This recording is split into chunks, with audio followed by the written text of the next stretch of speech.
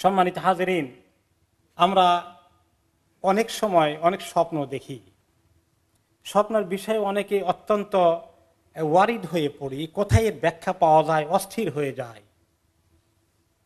কেউ কাউকে দিয়ে ইস্তেখারা করাইতে চায়, কেউ আল্লাহ নবীকে স্বপ্ন দেখি এবং এই বিষয়টা কনফার্ম হতে চায়। এই তিনটি বিষয়ে খুব মুক্তাসরভাবে আজকে আমাদের খুতবার আলোচনা।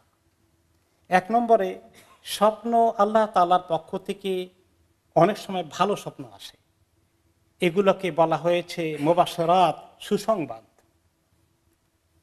এবং এগুলো ভালো। রাসূলুল্লাহ সাল্লাল্লাহু আলাইহি সাল্লাম বলেছেন যে ভালো স্বপ্ন হচ্ছে নবুয়তের 46 ভাগের এক ভাগ, 46 ভাগের এক ভাগ।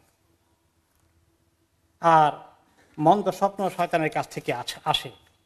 আরেকটি হাদিসে তিনি বলেছেন, তোমাদের কেউ যদি কোনো সময় ভালো স্বপ্ন দেখে, তাহলে যাকে পছন্দ করে তাকে বলুক, যাকে তার খায়ের খা শুভাকাঙ্ক্ষী তাকেই একমাত্র বলুক, দুশ্মনকে না বলুক।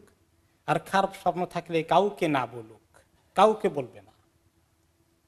যখনই টের পায় খারাপ স্বপ্ন দেখেছে, বাম দিকে 3 বার থু থু করে নিক্ষেপ করবে এবং ঘুম কন্টিনিউ করতে চাইলে অন্যদিকে ফিরে ঘুমাবে, অন্য কাত হয়ে ঘুমাবে। আর এই স্বপ্ন কাউকে বলবে না। আশা করা যায় স্বপ্নের কোনো খারাপই থাকলে আল্লাহ সেখান থেকে তাকে রক্ষা করবেন। এরকম স্বপ্নের কিছু গাইডেন্স এসেছে। তাহলে ভালো স্বপ্ন আল্লাহর কাছ থেকে সুসংবাদ। আপনার একটা কিছু ভালো আল্লাহ মিলিয়ে দিবেন, আপনার কিসমতে জুটে যাচ্ছে, এরকম একটা সুসংবাদ এসে যায়। কারো সন্তান হবে, কি সন্তান হবে, ছেলে হবে না মেয়ে হবে, একটা সুসংবাদ চলে আসে অনেক সময়। এগুলো কিছু কিছু সত্য জিনিস, এগুলা নবুয়তের 46 ভাগের এক ভাগ সুসংবাদ। আর এগুলো ভালোকেই দেখা দরকার, ভালো লোকদেরকে বলা দরকার যে হিংসুক আপনার বিরুদ্ধে দুশ্মনী করে, তার কাছে ভালো স্বপ্ন কোনোদিন বলবেন না। আর খারাপ স্বপ্ন কাউকে বলবেন না। খারাপ স্বপ্ন দেখলে কি করতে হবে? যদি মনে পড়ে ঘুমের মধ্যেই থাকা অবস্থায় জেগে গেছেন, তাহলে বাম দিকে 3 বার থুথু নিক্ষেপ করবেন, এমনি থু থু থু।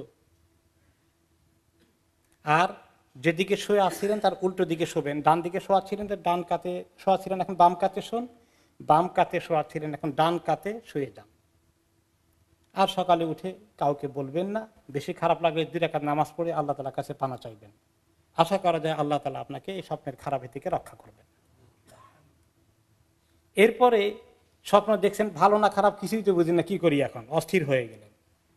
এই অস্থিরতার কোনো দরকার নেই। যেগুলো স্বপ্ন আছে, আগাও নাই মাথাও নাই, সারাদিন রাত স্বপ্ন দেখি, মানুষের অনেক স্বপ্ন দেখে, এগুলোকে বলা হয়েছে আদগাস ও আহলাম। এগুলা অর্থহীন। এগুলো নিয়ে এত মাথা খারাপ করার দরকার নেই, এত কনসার্ন হওয়ার দরকার নেই। অনেকে এত কনসার্ন, জলদি করে ইমাম সাহেবের কাছে ফোন করে, ইমাম সাহেবকে দেখা করতে আসে, আমি এই স্বপ্ন দেখেছি, কি অবস্থা, বারে বারে দেখি, কি করা। কোনো অস্থিরতা দরকার নেই। ইমাম সাহেবের কাছে এটার ব্যাপারে বিশেষ কোনো নলেজ কোরআন হাদিসের সরাসরি বলে দেওয়া হয় নাই। এখন কোন ইমাম সাহেবের কাছে আসে, ওনারা মনে করে এত আশা করে আসে, কিছু একটা না বললে কেমনি হয়, তো আন্দাজে একটা বলে দেয়। আর আন্দাজে বলে দেওয়া নিষেধ। কোন কোন হাদিসে ইঙ্গিত আছে, তুমি যা বলবা তাই হয়ে যাবে, খবরদার। স্পেশাল জ্ঞান এটা, আল্লাহ তাআলা ইলমে লাদুনি, কাউকে আল্লাহ দিয়ে দেন, সে বুঝে। এরকম সাধারণ লোকদের পক্ষে বা কোরআন হাদিস পড়ে পড়ে এর সরাসরি বের করা, এটা দাবি করার কোনো সুযোগ নাই। অনেক সময় এরকম স্বপ্ন বলছে একজনকে, যে কি একটা বলছে, কয়তো আপনি কিছুদিনের মধ্যে মারা যাবেন। আহারে, লোকটা কানতে কানতে। এগুলো একদম ঠিক নয়। আবার কিছু কিছু ইমাম সাহেব চিন্তা করে, তাদের কাছে খাবনামা ফালনামা বই আছে, ওইটা কিনে নেয় বাজার থেকে। এগুলা আজে বাজে বই, কোরআন হাদিসে কোনো জায়গায় এগুলা নাই। খবরদার ইমাম সাহেবেরা এই কাজ করবেন না। এরপরে আবার কেউ ইস্তেখারা করে স্বপ্ন দেখে। ইস্তেখারা আরেকটি বিষয় আমাদের। ইস্তেখারা হচ্ছে, রাসূলুল্লাহ সাল্লাল্লাহু আলাইহি ওয়াসাল্লাম, সাহাবায়ে কেরাম বলেন যে তিনি আমাদেরকে ইস্তেখারার দোয়া আমল এভাবে শিখাতেন, যেভাবে নামাজের সূরা মুখস্থ করার জন্য শিখিয়েছেন। যে অর্থ, তুমি যখন কোনো ভালো কাজ করবে, গুরুত্বপূর্ণ কাজ করে, জরুরি সিদ্ধান্ত লাইফে নিতে চাও, অনেক গুরুত্বপূর্ণ সিদ্ধান্ত, তাহলে তুমি 2 রাকাত নামাজ পড়ে আল্লাহ তাআলার কাছে একটা দোয়া আছে, এই দোয়াটা পড়ে তুমি সাহায্য চাও, ফয়সালা চাও। দোয়ার মধ্যে কি লেখা আছে? যে আল্লাহ, আমি কিচ্ছু জানি না ভবিষ্যৎ, আপনি জানেন ভালো মন্দ সব, আল্লাহ আপনি আমাকে জানাই দেন, আপনি আমাকে ধারণা দেন এই কাজটা আমার করা ঠিক হবে কি হবে না।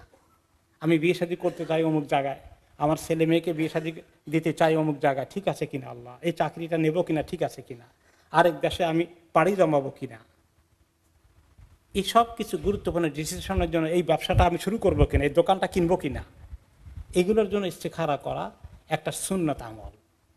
তো এটা করে আবার স্বপ্ন দেখে লোকেরা মনে করে যে ইস্তেখারা করেই স্বপ্ন দেখতে হবে, দেখলে তারপরে আমি সিদ্ধান্ত নেব। এখন স্বপ্ন দেখছি কি রে দেখলাম কিছু বুঝি না, এখন এটা নিয়ে আরেক কনফিউশন। ইস্তেখারা করলেই স্বপ্ন দেখতে হবে এমন কোনো কথা হাদিসে বলা হয় নাই। কাউকে কাউকে আল্লাহ তাআলা ওই সুসংবাদ হিসাবে দেখাইতে পারেন, হইতে পারে, কিন্তু কেউ মোটেই স্বপ্ন দেখবে না। কিন্তু আপনি ইয়াকিন করে ইস্তেখারা করেন, সুন্নতের আমল করেছেন, আল্লাহ তাআলা ইস্তেখারার পরে আপনাকে যে ডিসিশন দিবেন এর মধ্যে খায়র বরকত হবে ইনশাআল্লাহ। এটাই আপনি দ্যাটস এনাফ। এখন ইমাম সাহেব আমি ইস্তেখারা করলাম, এক এক দিন এক এক স্বপ্ন থেকে আমি তো কিছু বুঝতেছি না, এটা নিয়ে পেরেশান, ইমাম সাহেবের কাছে আসা কোনো দরকার নেই। 3 নম্বর, এই স্বপ্ন সংক্রান্ত অনেকেই ফোন করেন, দেখা করে বলেন যে ইমাম সাহেব আমি এমন একটা স্বপ্ন দেখছি, মনে হয় রাসূলুল্লাহ সাল্লাল্লাহু আলাইহি ওয়াসাল্লামকে দেখেছি, এমন একটা আলোকিত নূরান্বিত, এটা আল্লাহ নবীকে দেখলাম কিনা।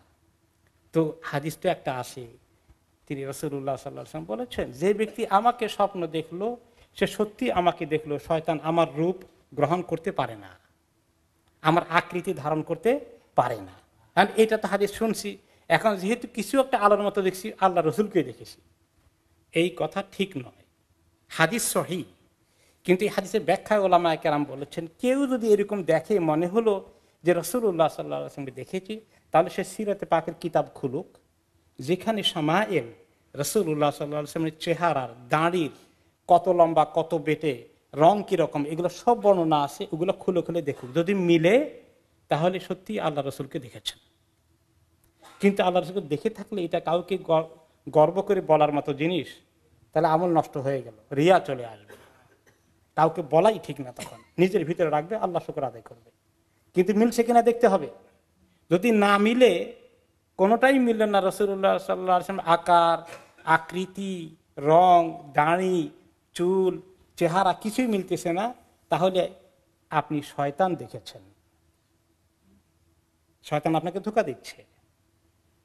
শয়তান আল্লাহ নবীর আকৃতি ধারণ করতে পারে না, ধারণ করে নাই, কিন্তু একটু লাইট টাইট দেখিয়ে, চমক দেখিয়ে স্যার আপনি মনে করছেন আল্লাহ রসুল আপনাকে ধোঁকা দেওয়ার জন্য এসেছে।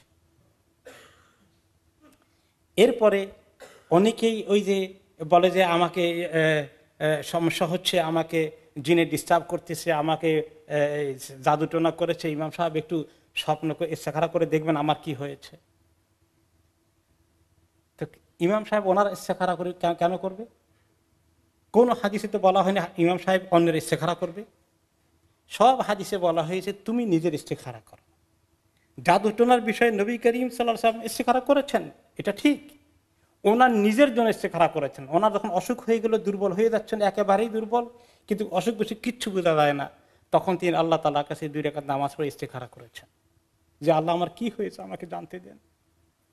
তখন আল্লাহ তাআলা ওনাকে জানিয়েছেন, 2 জন ফেরেশতা এসে বলেছে, জিবরাইল এবং মিকাইল আলাইহিস সালাম স্বপ্নে বলেছেন ওনারকে জাদুটোনা করা হয়েছে, কোন জায়গায় জাদু আছে, কিভাবে বের করতে হবে, কি পড়তে হবে সব বুঝাই দিয়ে গেছেন। তো এই জন্য আপনার যদি এরকম সমস্যা থাকে, আপনি আল্লাহর কাছে কান্নাকাটি করে সুন্দর করে 2 রাকাত নফল নামাজ, কেমনি ইস্তেখারা করতে হয়, 2 রাকাত নফল নামাজ মনোযোগ দিয়ে একাগ্র চিত্তে পড়া, পড়ে আল্লাহ তাআলার কাছে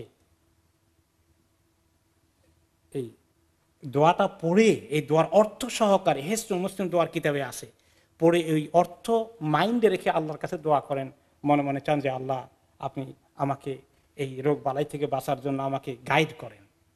এটা আপনি করতে পারেন। কাজে নিজের ইস্তেখারা নিজে করবে, কোনো ইমাম সাহেব কারো ইস্তেখারা করবেন না, এটাই সুন্নত। আল্লাহ তাআলা আমাদেরকে আমল করার তৌফিক দান করুন। বিষয় অনেক লম্বা, মুক্তাসর সময় এত লম্বা কথা হক আদায় করা যায় না, যতটুকু আইডিয়া হয়েছে আল্লাহ তাআলা যেন আমাদেরকে সেগুলো আমল করার তৌফিক দান করেন।